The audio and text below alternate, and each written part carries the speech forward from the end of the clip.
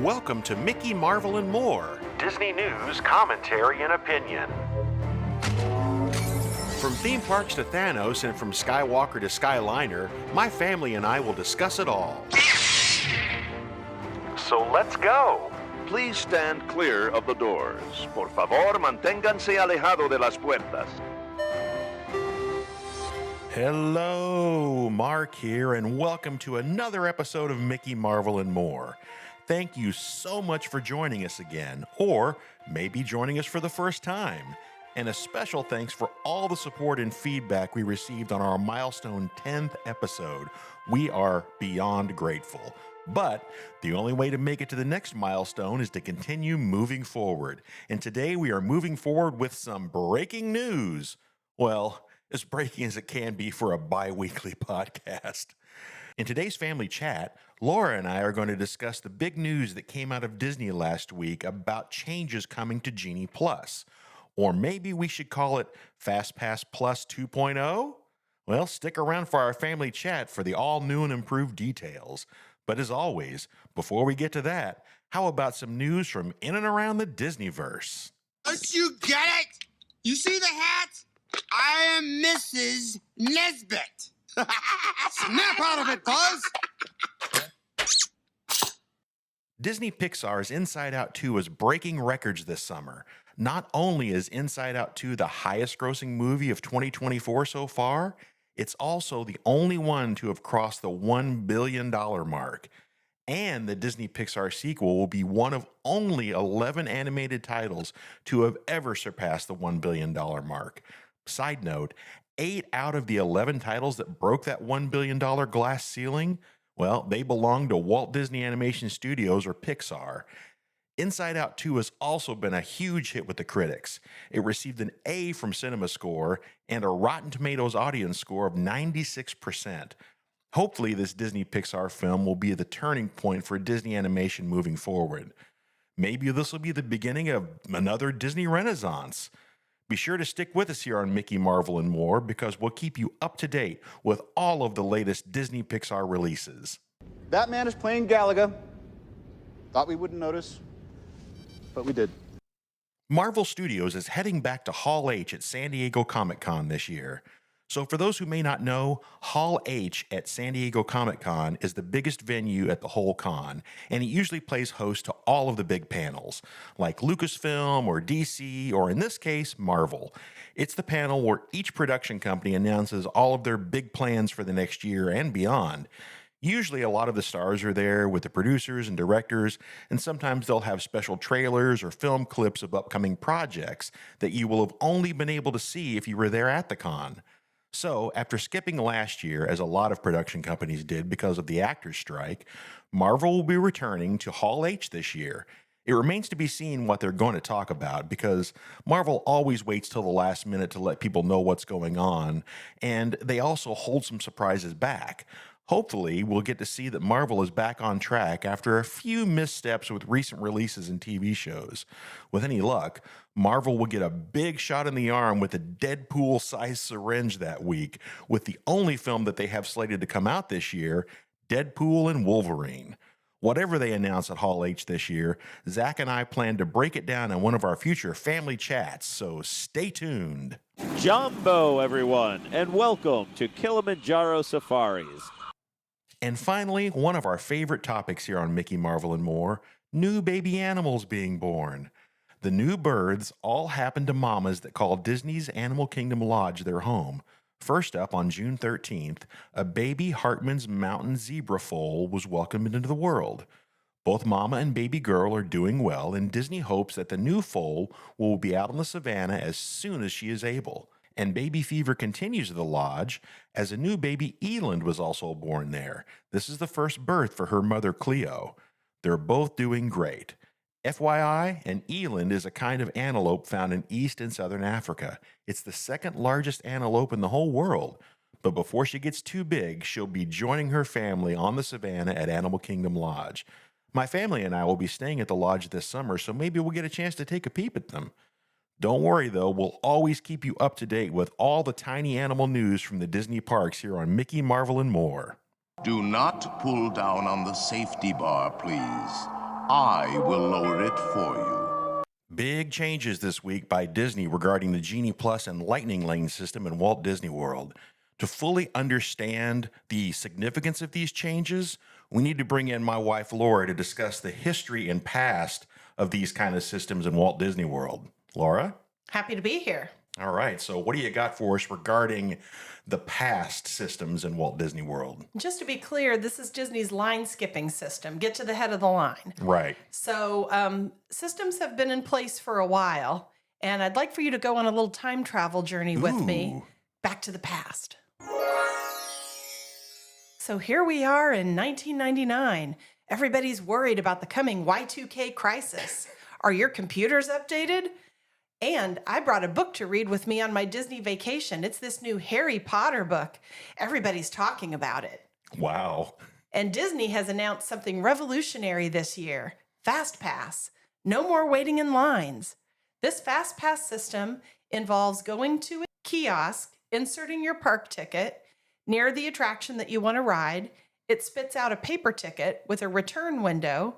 You can go and enjoy other attractions in the park, come back to the attraction in the window that's on your paper ticket, and you can ride the ride with no line. Revolutionary. That sounds amazing. It is amazing. There's a little bit of a race at rope drop to run to these kiosks and get the tickets, and you can only hold a couple of them at a time, but it's amazing that you can ride any rides at all without any sort of a line. That's absolutely revolutionary. And it's free. Amazing. Now, travel with me to the future. We're here in 2014. Everybody's dancing to Gangnam Style. Have you taken the Ice Bucket Challenge yet, Mark? I have not. Well, Disney has announced something new for their Fast Pass system. It's called Fast Pass Plus. It's taken their Fast Pass ticketing system all digital. You can book up to 3 Fast Passes per day of your trip before you even leave home. Then you can get one at a time. Again, this is all digital after you've used your initial 3. Disney has tiered the attractions so that you can't get all of the top tier rides in your initial Fast Passes. You have to spread them out between the primary attractions and some of the secondary ones. So your strategy is you generally are going to want to spread out riding those top tier attractions over a couple of different days in your trip so that you can book those Fast Pass Pluses in advance. Also, this system is free. It's free too? That's amazing. Isn't it though? Now, let's travel even farther into the future. I'm getting so tired. It's October 2021. We've all survived the pandemic. Whew. And we're ready to go back to Disney parks. Disney has just announced their Genie Plus system. Genie Plus? What's that? Well, let me tell you. First of all, it's a paid system. Oh, no. So now if you want to skip to the head of the line, you have to pay for it. You can only buy it the day of, and you can only start booking your Fast Passes, your Genie Plus Lightning Lane reservations at 7 a.m. on the day that you are going to that park. More getting up early? Indeed, indeed. With this system, you can't book multiples before. You have to only do one at a time, so there's a little bit of a restraint there. Well, I'm looking here at Genie Plus. I don't see all the attractions on here, like Rise of the Resistance and Slinky Dog Dash. How do I get Genie Plus for those rides? Well, those are a separate price, of course. What? Yes, you have to pay a separate price if you want to get to the head of the line on those super premiere attractions. So let's now go to the present, 2024. Whew, we're back. I don't even feel like I went anywhere. I'm pretty tired from all that time travel, but I'm so glad we're here in 2024. Yes, just in time for Disney to announce a brand new system. Starting on July 24th, Genie Plus is dead. Genie Plus is dead and gone, never coming back. Yay! Well, they're replacing it with a new system. They are calling this system Lightning Lanes, which, to be honest, they should have called it Lightning Lanes to begin with, because they called the system Genie Plus, But then the place where you entered the ride was called the Lightning Lane. And there were two types of Lightning Lanes, the one you get through Genie Plus and the one you pay the separate fee for the big ticket attractions. Tell me, Mark, did people get confused by this? Oh, people were very confused by this. Where's the Genie Plus entrance? Why does it say Lightning Lane? So they've done something that they should have done all along. Genie Plus name completely gone. It is just now called Lightning Lanes. And it's broken down into two types of Lightning Lanes. Lightning Lane Multipass and Lightning Lane Single Pass. The Lightning Lane Multipass is the one most like Genie Plus. The Lightning Lane Single Pass was the individual Lightning Lane from before. The big advantage, though, over the old system, you can purchase Lightning Lane Multipass before your trip and make 3 advanced Lightning Lane selections. Disney Resort guests can book 7 days in advance these tickets, and they can book for the full length of their stay starting on that very first day. Everyone else that has tickets to go to the parks can only book these new Lightning Lanes 3 days in advance and then 1 day at a time after that for each day of their stay. Hold on a second, Mark. This sounds like FastPass Plus, the beloved system that was in place up until COVID happened. It is FastPass Plus. I am going to refer to this system basically as FastPass Plus 2.0 because really, that's what it is. Everybody liked FastPass Plus. I know. Worked. And it was free. And that was the big thing that people complained about when they instituted this new system. But to be fair to Disney, Universal and many other theme parks have been, for over 20 years, charging people for the head of the line service. People were very lucky that Disney left it free for as long as they did. You can make Lightning Lane reservations starting at 6 a.m. Eastern Time, 7 days before your first day. And on that day, you can book 3 attractions for a park each day of your stay if you're a Disney Resort guest. Let me ask an obvious question that there's no answer to. Why didn't Disney do this to begin with? I mean, when they brought back a skip to the head of the line system post-COVID, why did they mess with Genie Plus at all? Why didn't they just bring back FastPass Plus? If they wanted to charge people for it, they could, but why didn't they just do that? Because, yeah, all the gears were already in place. Everything was already there. You used the app. You booked your passes, or you can do it on your desktop. You booked your passes. All they had to do was make it a paid service, and we wouldn't have had to go through any of this pain with Genie Plus. Just like before, they are now going to institute a tiered system again. Let me give you an example, the Magic Kingdom. So you would choose one attraction from this list, and on this particular list is Big Thunder Mountain, Jungle Cruise, Peter Pan, Space Mountain, and the new Tiana's Bayou Adventure, which was a big surprise to everybody. Everybody assumed that would be an individual Lightning Lane or the Lightning Lane single pass, as they're calling it now. So once you choose one from that first tier, then you can choose 2 attractions from the second tier or 3 attractions from this whole second tier if you don't pick anything from the first tier. So basically, it's all the rest of the rides in the Magic Kingdom. From the Barnstormer to Haunted Mansion, Small World, Tea Party, Carpets of Aladdin, all the rest of the rides are there. The big thing you need to know is you get 1 from the top list, which are the big ticket items, and then you can choose 2 from the bottom list. I can't imagine anybody wouldn't choose 1 from the first and then choose 2 from the bottom, but, to each their own. And Tron's Light Cycle Run will be the individual Lightning Lane, or as they're calling it now, the Lightning Lane Single Pass. So What about the Mine Train?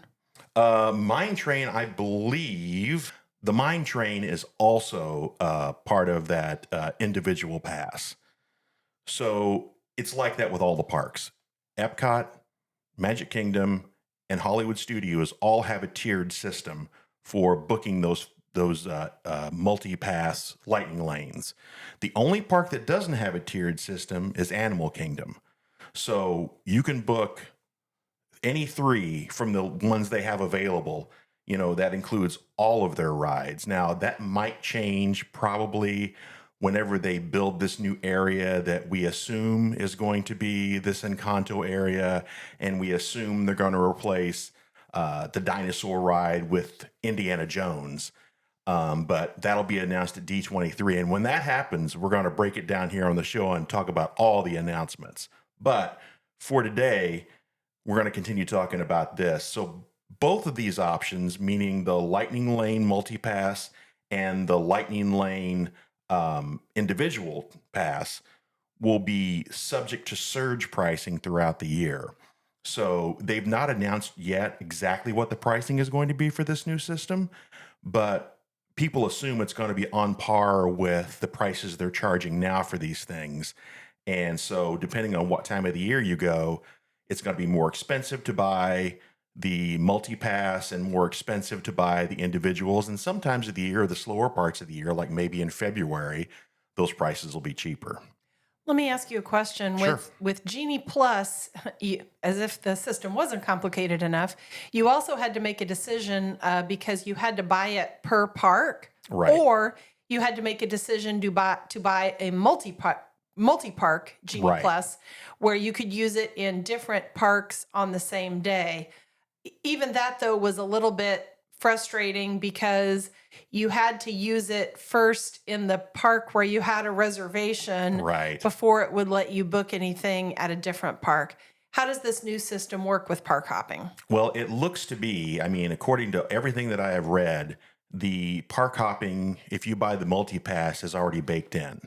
So it's going to be one price for the multi-pass, and then the single pass prices will vary depending on which park you're in. Yeah, that makes so much sense. I know, way more sense than what they started out with Genie Plus. So let me ask you this. Yeah. So with Genie Plus, when you had to buy it for one park, there was usually a range. Typically the Animal Kingdom Genie Plus was the least expensive. The Magic Kingdom single day Genie Plus was the most expensive. Usually. There's just going to be one price now. And it's going to be based on surge. Yeah. So I wonder if this is a way to increase the price for those parks that were less expensive than Magic Kingdom. I believe so. Well, when they instituted this new park hopping feature with the current Genie Plus, it was also surge pricing, but it was based on the most expensive park that day. So it was usually Magic Kingdom. Mm-hmm. And so, for example, on a busy day in the summer at the Magic Kingdom, to get just an individual Genie Plus for just that park, it would be about $40. And so that means if you wanted to get the park hopping variant, it was going to cost you $40, even though you may not go to the Magic Kingdom, but it was based on the most expensive individual ticket. The other really cool thing about this is it's not like before where you booked 3 in advance, and then once you burned through them, you can only book 1 at a time. Now you can always have 3 available. So you book your 3 in advance, you get to, let's say, Epcot, and you ride Test Track 3.0 when it opens up, and so you opened up another slot. You can then immediately go to the app, see what else is available at Epcot, and book it at a time that will correspond with your other times. Or if you're going to go to another park, you can pick a ride there depending on what time you're going to get there. So you can still have a couple of fast passes left at Epcot for maybe Spaceship Earth or maybe Remy. But then you can, once you finish that, you book something, you could go to the Magic Kingdom after you finished your stuff at Epcot. Yeah, that system just seems to make a lot of sense. Yeah, it makes way more sense. And something that's really, really cool about this, there's a possibility you could have 5 Lightning Lane entries at the same time. What? Exactly. Now, this is going to cost you, but you can do it. So you buy the multi-pass, you have your 3 in advance, and then you can also pre-purchase before you get there your individual passes as well. It's not limited to just the stuff within the multi-pass. You can, in advance for each day of your trip, if you are a resort guest, pre-purchase the individual passes. And the rules are still going to apply to the individual passes where you can only buy 2 per day. So, in theory, if you stuck to that rule and you bought the new multi-pass, you got your 3, and then say you bought use Epcot again for an example. You got your 3, and then you add Guardians to that, which is an individual. You pay extra for that, and then you're going to go to Magic Kingdom and later on in the afternoon, and you book the individual for Tron Light Cycle Run. You're holding 5. Wow. Yeah. And then so when you start rotating your 3 out, you can keep putting them back in there. So you'll have 5 until you use them all. And if you want to spend the money, you can do that for each day of your trip. Wow. So on one hand, I am sad that you have to pay for this, and it used to be free. But I am happy that they are making it more like it was and simpler to use. I remember saying when they instituted Genie Plus that, you know what? I understand that they want to charge for this, and I get why, because everybody else is charging for it now.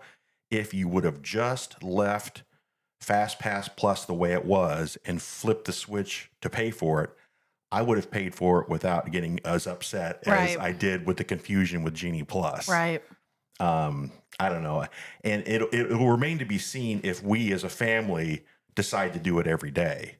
I don't know. What are your thoughts on that? You think that's going to be a super added expense that's going to make the trip even more expensive than it already is? Well, that's just it. They haven't announced what the pricing is for this. Yeah. So, that remains to be seen. Yeah. I mean, if people are going to, ask me about that, I'm going to have to say, yeah, I don't know. We're going to have to see what the prices are. So that is the breakdown of the new Lightning Lane system, along with some time travel. Who knew we were going to time travel today? Who knew? All in all, I feel like that I like this new system. Oh, yeah. But in my mind, it's always just going to be FastPass Plus 2.0. Yeah.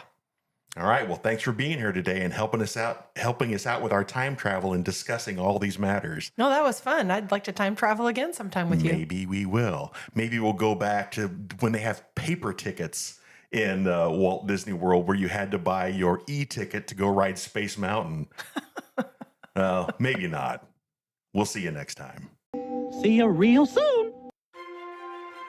Thanks so much for joining us for another episode of Mickey, Marvel, and More. Before we scamper off, a big thanks to Laura for once again bringing her A-game to the family chat about all those big changes coming to Lightning Lanes, or as I will always call it, FastPass 2 Electric Boogaloo. If you got that reference, it is time for you to schedule your colonoscopy, my friend. Hey, and after you've made that appointment, be sure to check out our show notes for links to all the stories we talked about today, as well as links to all of our socials. And if you're so inclined, click on the link and send us an email with comments, ideas, or even if you just want to say hey. Our email is mickeymarvelandmore, all one word, @gmail.com. As always, if you enjoyed this episode, my name is Mark, and this has been Mickey, Marvel, and More. If you didn't, well, this has been Antlers in the Tree by Who Goose the Moose. Wow, that was so bad even by my standards. I promise to do better, or hire some new writers. Mark, you're fired. We'll see you next time.